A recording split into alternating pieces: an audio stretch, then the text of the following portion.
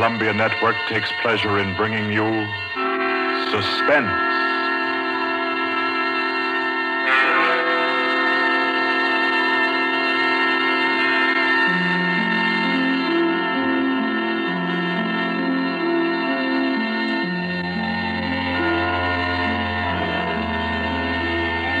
Suspense, Columbia's play theater of outstanding thrillers, produced and directed by William Spear and scored by Bernard Herrmann. The notable melodramas from fiction and stage and screen, from the world's great literature of entertaining excitement, presented each week to bring you to the edge of your chair, to keep you in suspense.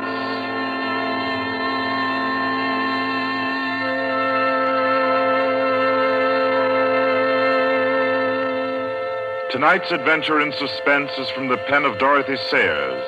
She called it The Cave-of-Alibaba. Like the tale told by Scheherazade, a distinguished ancestress in the storytelling art, Miss Sayers' thriller deals with 40 thieves and with 2 magic words. For your uneasy listening, then, Suspense presents The Cave-of-Alibaba.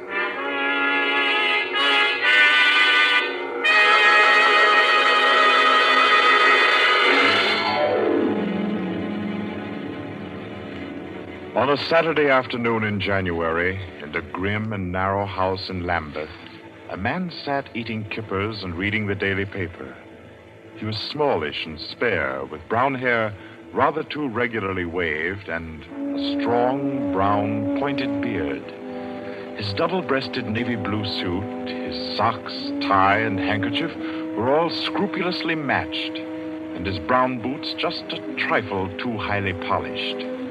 He did not look a gentleman, not even a gentleman's gentleman. Yet there was something about his appearance which suggested that he was accustomed to the manner of life in good families. A superior butler, perhaps, yet not old enough to be retired. A footman who had come into a legacy, yes. He had just finished eating, and he was sipping his coffee when a slight noise at the front door caught his ear. Swiftly, too swiftly for a quiet little man sitting eating kippers and reading his paper on a Saturday afternoon, he sprang up. He dashed through the small hallway and he flung the door open. Of course, no one in sight. The society is at least dramatic in its delivery of its correspondence. And as if he knew what he would find, he shut the door and turned to the hat stand in the hall.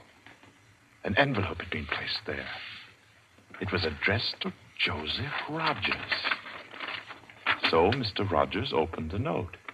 Number 21. An extraordinary general meeting will be held tonight at the house of number 1 at 11:30. You will be absent at your peril. The word is finality. Finality. Yes, I think so. The man called Joseph Rogers stood for a moment, studying the note. Then he strode to the rear of the house, to a tall safe built in the wall.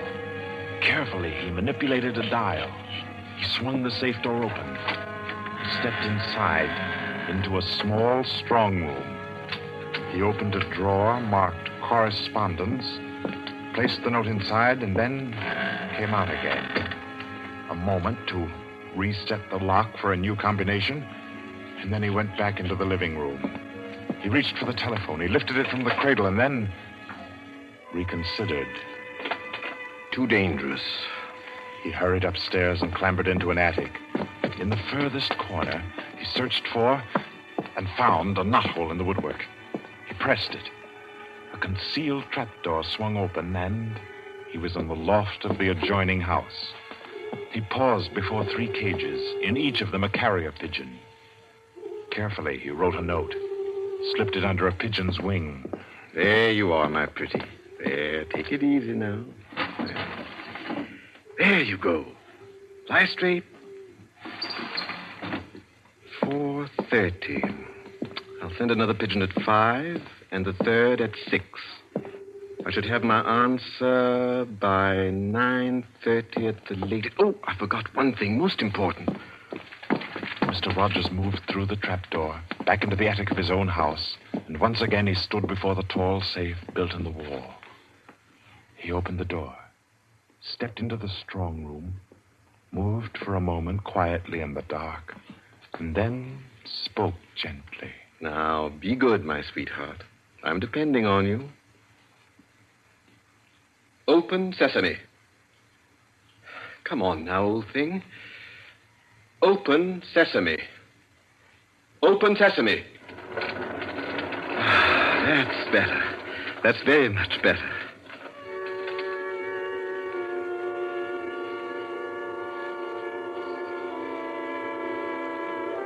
By 9:30, his answer was back. All the little piece of paper said was a hasty okay.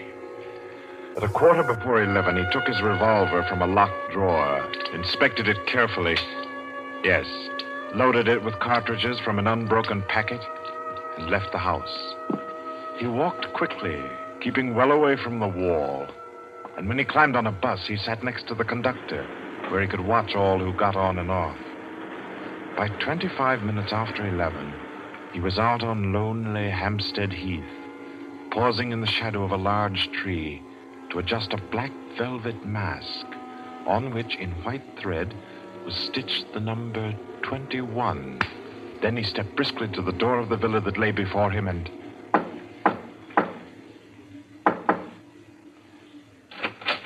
What is it? Finality. Come in. Go right on through. Number 1 will check you in. Right.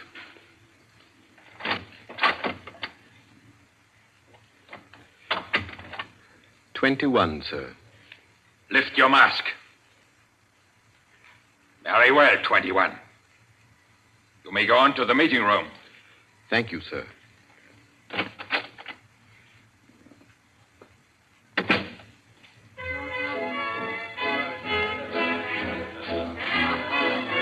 The room of the villa in which Mr. Rogers now stood was a large one, a brilliantly lighted room.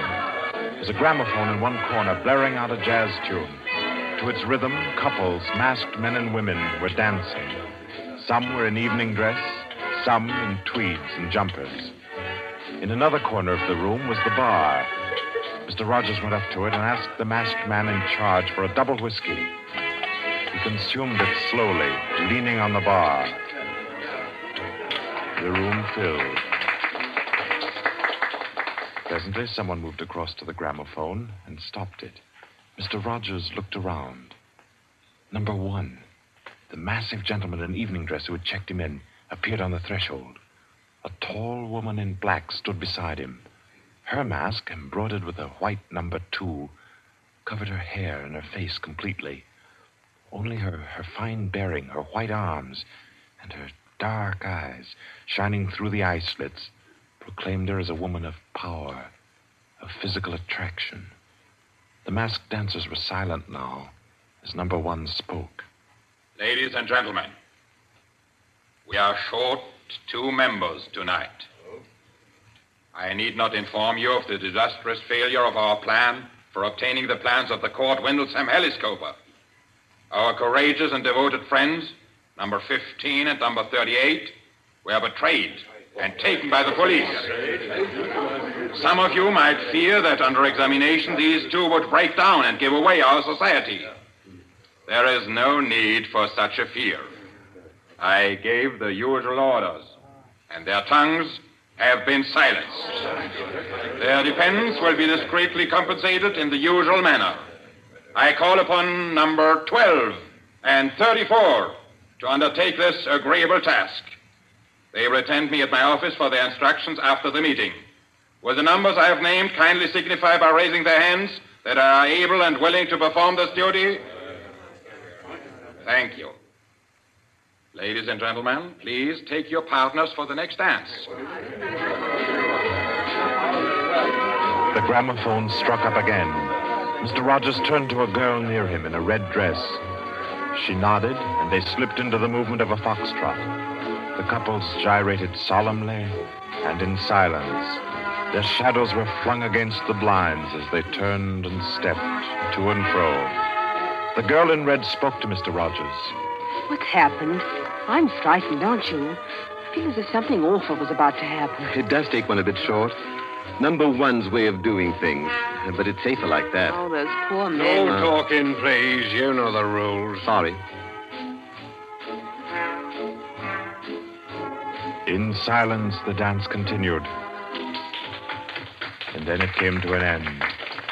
And then when it had finished, the dancers came again to where number one sat and waited with tense eagerness for him to speak. Ladies and gentlemen, you may wonder why this extraordinary meeting has been called. The reason is a serious one. The failure of our recent attempt was no accident. The police were not on the premises that night by accident. We have a traitor amongst us. This last failure was not the first. You'll remember the unfortunate way in which the affair of the Dinglewood pearls turned out. And there were others. However, I am happy to say that our minds can now be easy. All these troubles have been traced to their origin. The offender has been discovered and will be removed. The misguided member who introduced the traitor to our ranks will be placed in a position where his lack of caution will have no further ill effects. There's no cause for alarm. Ladies and gentlemen, please take your partners for the next dance.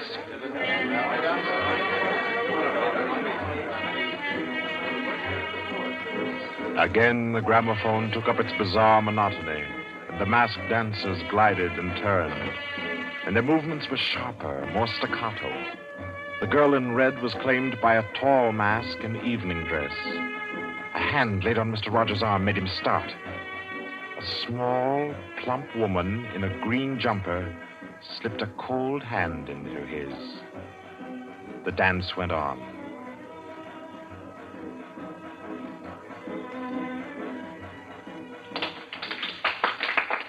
When it stopped, everyone stood detached, stiffened in expectation.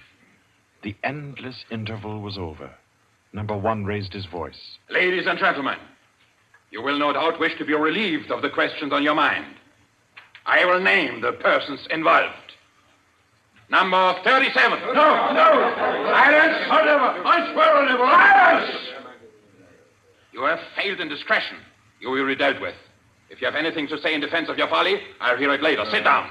Number 37 sank down upon a chair. He pushed his handkerchief under the mask to wipe his face. Two tall men closed in upon him.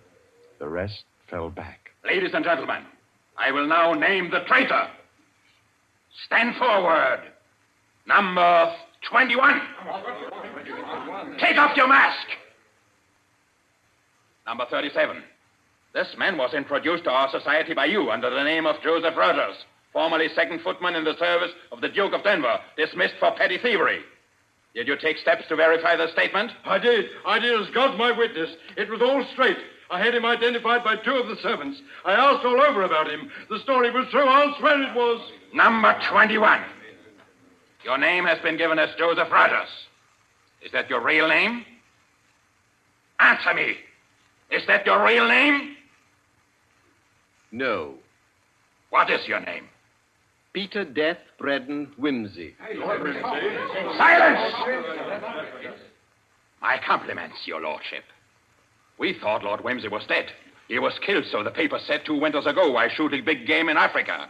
He even left a will, proved of £500,000. To his mother, I believe, the Dowager Duchess of Denver. Lord Peter Whimsy, indeed. Well-known book collector, man about town, distinguished criminologist. Took an active part in the solution of several famous mysteries. Taking an active part, if you don't mind. So you deliberately led us to think you were dead and became Joseph Rogers to gain entrance to our society. What has become of the real Joseph Rogers? He died abroad. I took his place. And the end of your impersonation to uncover our society. Precisely. I see. The robbery of your own fete, upon which we congratulated ourselves, and which you helped to execute, was arranged. Obviously. The robbery of the Duchess, your mother, was arranged by you. It was. It was a very ugly tiara. No real loss to anybody with decent taste. The burglary of the Winthrop mansion, the theft of the necklace at Covent Garden, the others as well. You arranged them all. All. May I smoke, by the way? You may not. Numbers 15, 22, 39. You have watched the prisoner. Has he made any attempt to communicate with anybody? None. His letters and parcels have been opened. His telephone tapped and his movements followed. Even the water pipes in his house have been under observation for Morse code signals. You're certain? Absolutely. Then we may be sure that he has been alone in this adventure. Well, ladies and gentlemen, please take your... Very well. Take the prisoner away. And be sure you explain carefully to him first the manner of his death.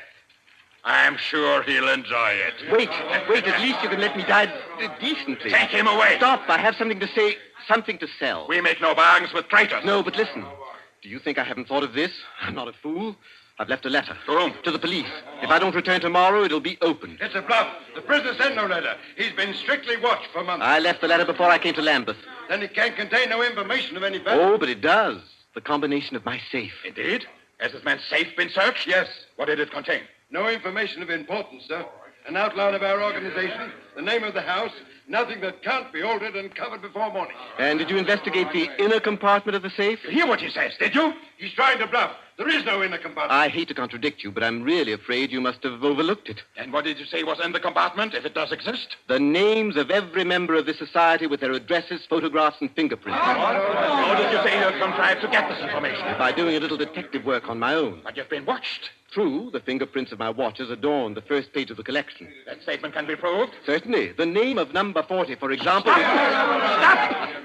If you mention names here, you will certainly have no hope of mercy. Bring the prisoner to my office. Ladies and gentlemen, take your partners for the next dance. Yes.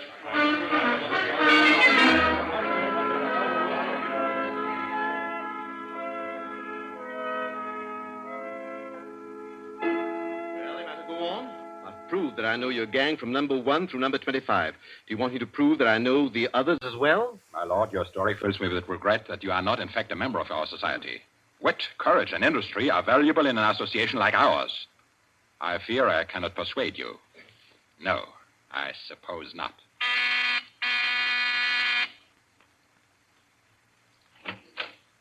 Yes? Ask the members kindly to proceed to the supper room.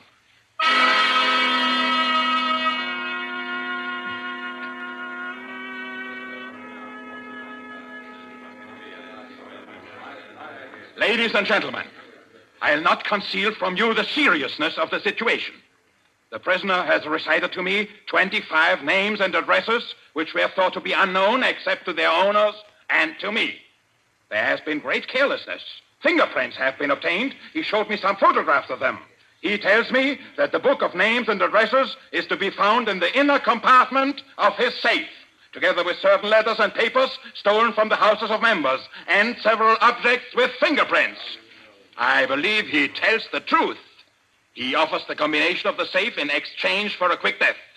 I think his offer should be accepted. What is your opinion, ladies and gentlemen? The combination is known already. Fool!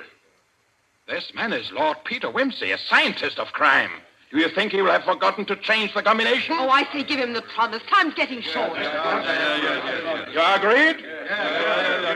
It's a bargain, Wimsey. What is the combination? The word of the combination is unreliability. And the inner door, the inner compartment. In anticipation of the visit of the police, the inner door is open. Good. Number 12 and 36. You will go to the prisoner's house and... Why should any more members That's right. I agree. Nobody ought to be trusted. Then what, ladies and gentlemen, do you suggest? You go yourself. You're the only one that knows all the names. You go yourself. I second that motion. Is the wish of the meeting, then, that I should go? No. I say no. No, don't go. Number 1 is our president, the head and soul of our society. If anything should happen to him, where should we be? You've all blundered. We have your carelessness to thank for all this. Do you think we should be safe for 5 minutes if he were not here to repair your follies? There's something in that. If you will pardon my suggesting it, the lady appears to be in a position peculiarly favorable for the reception of the president's confidences. The contents of my modest volume will be no news to her. Why should she not go herself? Because I say she must not. If it is the will of the meeting, I'll go. Give me the key of the house. Here. Is your house watched? No. If I have not returned in 2 hours, act for the best to save yourselves. And do what you like with the prisoner.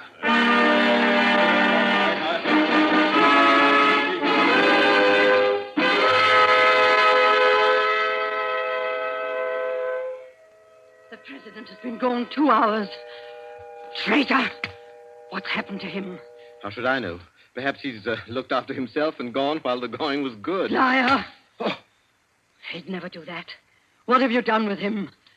Speak, or I'll make you speak. I can only form a guess, madam. I'm afraid that your president may quite inadvertently have left the door of the inner compartment closed behind him, in which case... Yes? Well, let me explain the mechanism of my safe. The inner compartment has 2 doors. The outermost opens outward with an ordinary key. Oh, do you think that the president is so stupid as to be caught in an obvious trap? Undoubtedly, he will have wedged open that inner door. Undoubtedly, madam. But the sole purpose of that inner door is to appear to be the only one. Hidden behind the hinge of that door is another, a sliding panel, also left open. Inside the compartment is the big, heavy ledger containing all the information about this society. This ledger lies on a steel shelf. Do I make myself clear? Oh, yes, go on. The steel shelf is balanced on a concealed spring. When the weight of the book, the ledger, is lifted, the shelf rises almost imperceptibly, and in rising, it makes an electrical contact. Now, let me draw a picture. Your president steps into the inner compartment, sees the book, takes it up, anxiously to examine to see if it's the right one. The shelf rises, the electrical contact is made, and the steel panel behind him slides into place. He's trapped. You devil! What is the word that opens the inner door? Quick, the word. Do you remember the story of Alibaba and the 40 Thieves? Uh-huh. Well, when I had this safe constructed, my mind went back, well, call me sentimental if you will, to my childhood.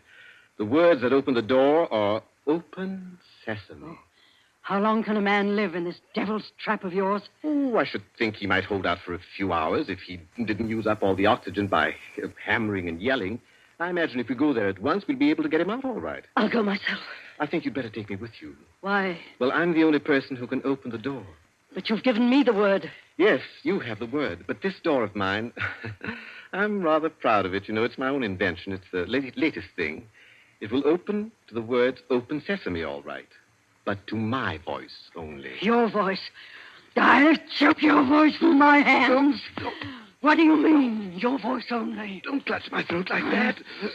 You'll wreck my voice, and then the door might not recognize it. There, that's better. The door got stuck for a week once, and when I had a cold. Is what he says true? Is it possible? Perfectly possible, madam. It'll have a microphone arrangement. Could be done also with light vibrations. We must let him go. Take the ropes off him. Let him go, nothing. He doesn't go to blab to the police. The president's done in, that's all. And we'd all better make traps while we can. It's all up, boys. Right. Chuck this fella down the cellar and fasten him in. I'll go and destroy the ledgers. 32, you know where the switch is. Give us a quarter of an hour to clear, then you can blow the place to glory. No, you can't leave one to die. He's your president, your leader. I won't let it happen. I won't. I'll free this man myself. Here, none of that now. Let me go. Let go of me. Think, Blaster, think. It'll be light in an hour or two. The police may be here at any moment. Police? Oh, yes. Yes, you're right. No, we mustn't imperil the safety of all for just one man. He himself would not wish it.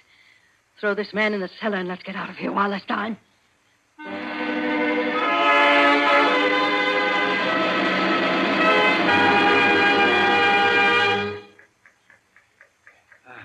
Here. This is good enough. Leave him here. Right. Let's go. Hey, you chaps. Yeah? Should have gagged him. I say, it's lonesome down here in this cellar. You might at least leave the light on. Don't worry about the dark. They're taking you here as the time fuse for the bomb that's going to blow out this place. It's all set. You won't have long to wait. Not long.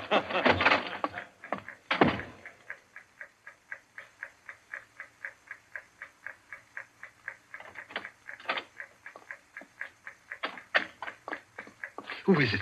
Who's there? Hold still, so I can cut the ropes. Well, if it isn't two. My compliments, madam, on your loyalty to your president. Quick. They've set the time fuse. The house is mine. Follow me as fast as you can. Number one must be saved. And only you can do it. Well, how did you manage to? There's no time for questions. Get up and follow me. You will release him. You promise. I promise. But I warn you, madam, that this house is surrounded. When my safe door closed, it gave a signal to Scotland Yard. All the members of the society are taken. Never mind them. Here, outside. Quick. All right, who's there? Is that you, Inspector? Get your fellows away, quick. The house is going up in a minute.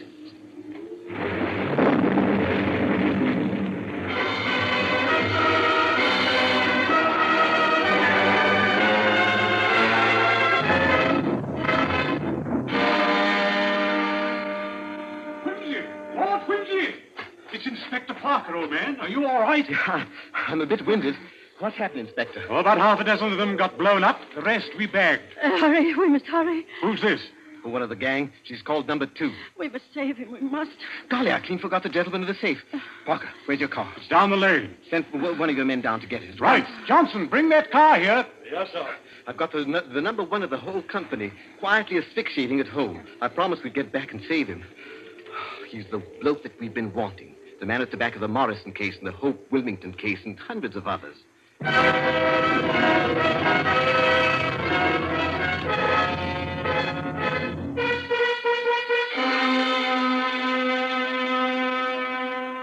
Is this it?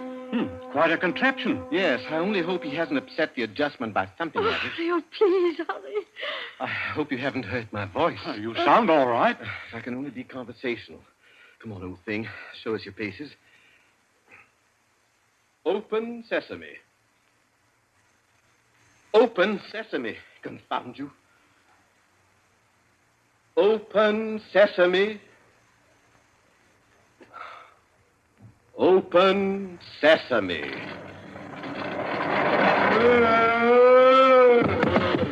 He's dead. Let me see. No, he's not. He lived to stand his trial.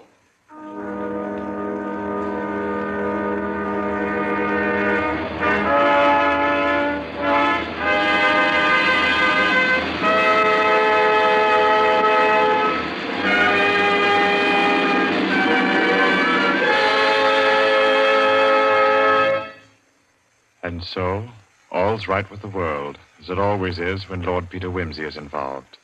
The Cave of Alibaba by Dorothy Sayers was the story which gave us tonight's Suspense. Suspense is produced by William Spear.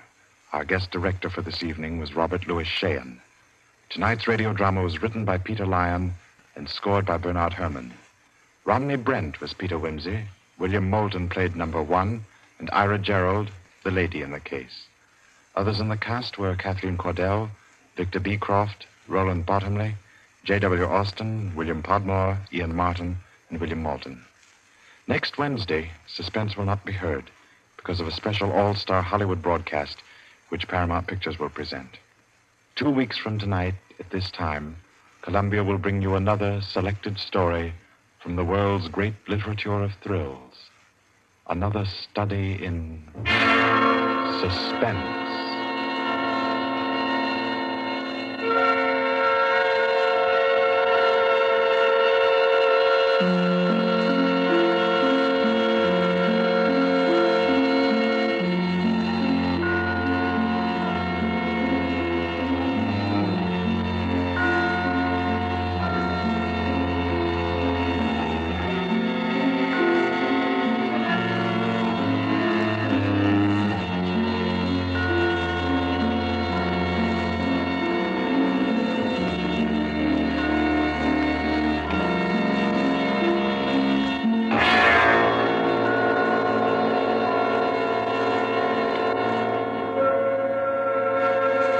This is Barry Kroger, and This is the Columbia Broadcasting System.